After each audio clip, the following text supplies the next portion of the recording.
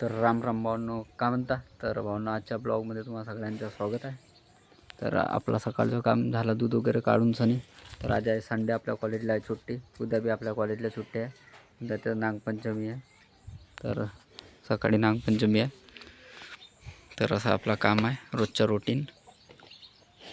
या सुटल्या वगार यात, हे काय आमच्या घरची वगार लहानवाली, ते दोन आहेत. त्याला बांधून देतो, नाही त्या रोडावर जातील.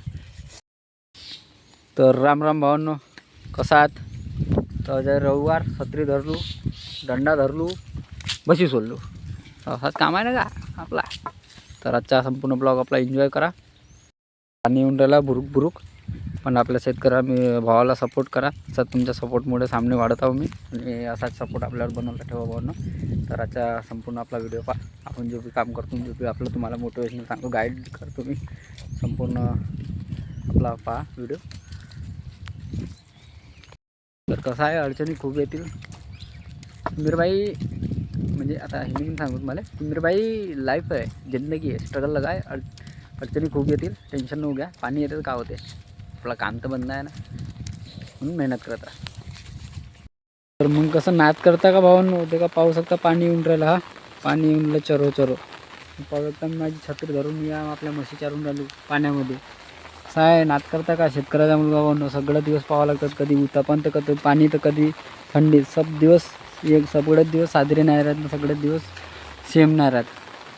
तर असं काम आहे, पण मेहनत करतो ना भावांनो, हारू नाही शेवटी. तर आता आहे, दूध उत्पादक शेतकऱ्याच्या मुलाच्या जीवनात करता. जेव्हा तुमच्याकडे दूध येते ना भावांनो, तेव्हा शेतकऱ्याची अशी मेहनत लागते भावांनो, तेव्हा तो दूध भिडते. तर कदर करत द्या काही चीजची.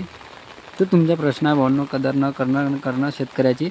पण आपण शेतकरी भाऊंना, आमचं कर्तव्य, आमचं काम आहे, आम्हाला जो जीवनात भेटला आहे तो करतो ना आपण.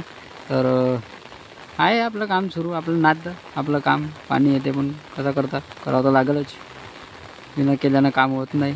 आणि पाहू शकता, म्हशीसुद्धा संघर्ष करतात आपल्या पोटाचा. म्हणजे त्याच्यासुद्धा माहीत आहे का पाण्यात चरू नाही, आपण पाण्यात राहून चरून नाही तर आमचं पोट काही भरणार नाही. म्हणजे एक तर तात्पर्य सांगायचं असं झालं की भावांनो, देखा पाणी आहे, काही आहे, काहीच अडचणी आहेत, पण जीवनात आल्या तर संघर्ष करावाच लागेल. आणि मंजिल म्हणतात ना, कुछ पाणी के लिए कुछ खोना पडता भाऊ, तसाच आहे. इथं म्हशी पाण्यात चारून नाही तर म्हशी आपल्या गावात, म्हशीचं पोट भरायचं नाही आणि सतत उभा राहून नाही तर आपला होवायचं नाही. कारण की असं आहे, म्हणून म्हणलो का कुछ पाणी के लिए कुछ खोना पडता है. तर राम राम.